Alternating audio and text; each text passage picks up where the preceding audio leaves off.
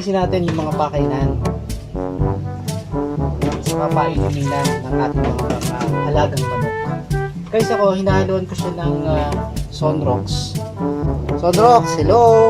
Will you please repeat it? Sonrox, hello!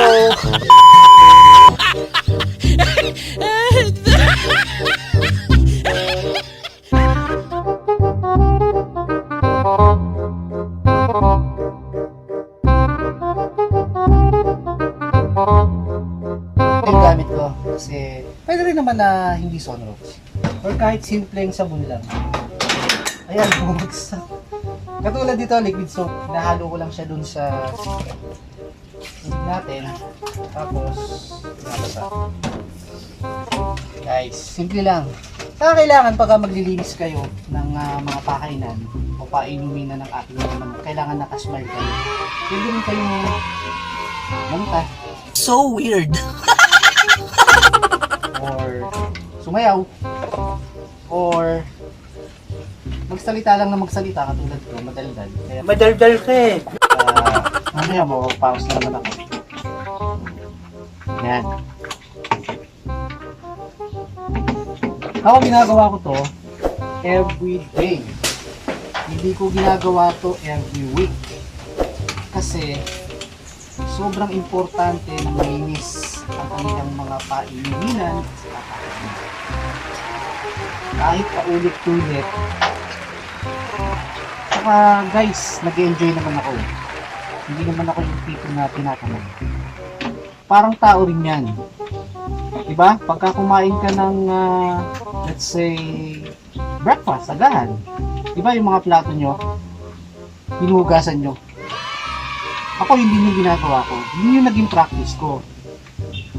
Kaya kung mapapansin nyo talaga sa mga manok ko, bihira talaga yung nagkakasakit. Kasi importante sa akin yung cleanliness. Hygiene. Importante yung sanitation. Okay?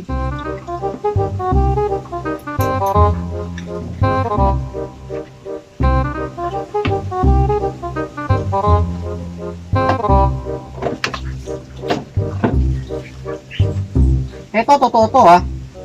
Wow naman! Wow! Wow! Hindi to video lang.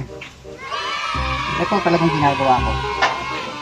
Sabi nga ng kapitbahay ko, bakit ang linis daw ng painuminan sa kapahainan ng mga manok ko parati? Guys, ito yung secret.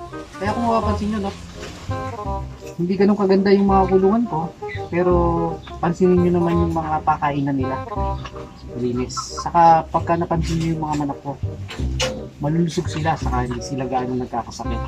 Yung pagkakasakit kasi, natural lang naman na magkaroon ng sakit, magkaroon ng sipon, magkaroon ng halak, pero naagapan natin agad sila. Saka yung ginagawa ko, kailangan malinis ka. Kilala kong kaliskis mo, oy!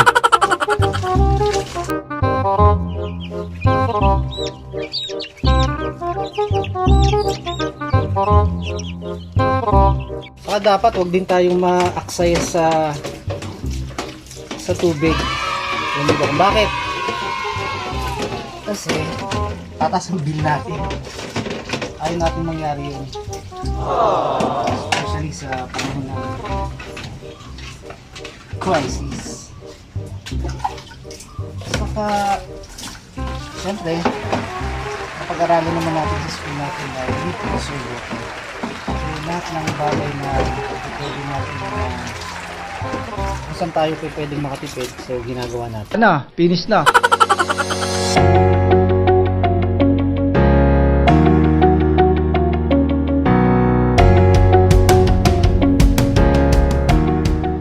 Para maiwasan sila sa iba't ibang mga sakit, importanteng tutukan ang sanitasyon ng lugar. Bilang isang backyard chicken farmer, siguraduhin na seryosohin ang paglilinis ng mga gamit nila, kabahayan at kanilang kapaligiran. Sa ganitong negosyo ka manok, bawal ang tamad. Mamamatay na eh.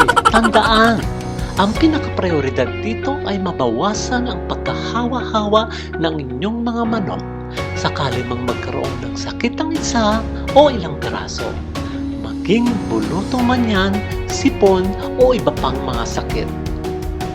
Galing ha?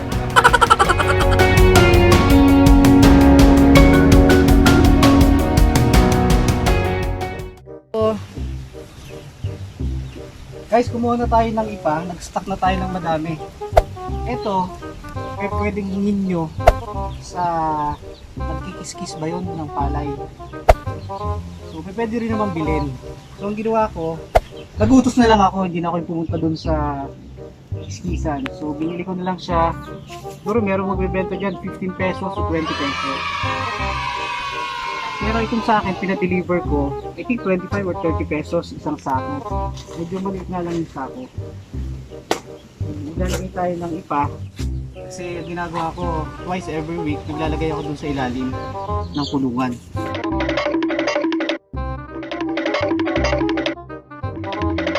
Guys, kung makapansin nyo, meron siyang mga dumi-dumi sa ilalim. So gagawin lang natin, sasabi lang natin. Sobrang laki ng tulong ng ipa o Rizal sa ating mga alagang manok para hindi siya mga moy, mamaho. So madadry siya kasi na-absorb niya yung mga tae saka yung mga ihi ng ating mga manok. Ma'am, galing mo pala dyan ah. Hindi ko alam ah. Tapos ay iwasan na dumami yung langaw o para mawala yung mga langaw.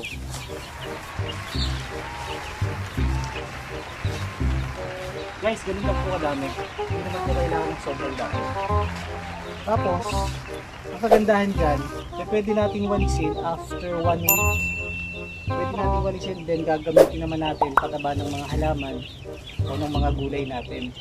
So, marami yung purpose ng mga pag-aalaga ng manok. Sinasaludoan kita. Hey!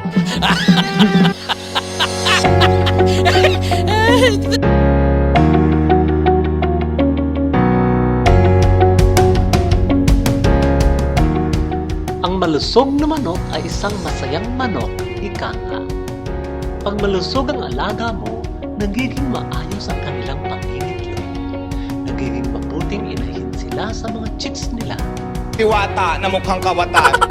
Hindi yung chick na yan.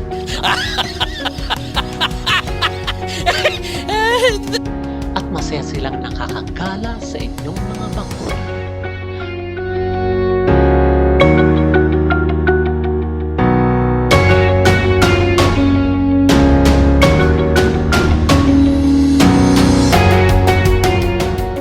A few moments later.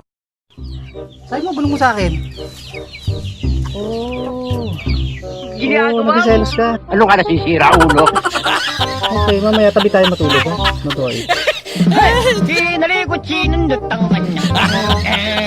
Ano yun? Okay, mamaya. Ako! Ano ka ba? Mamaya. Guys, sa mga susunod na araw, magkakaroon na po tayo ng camera kasi may nag-sponsor po.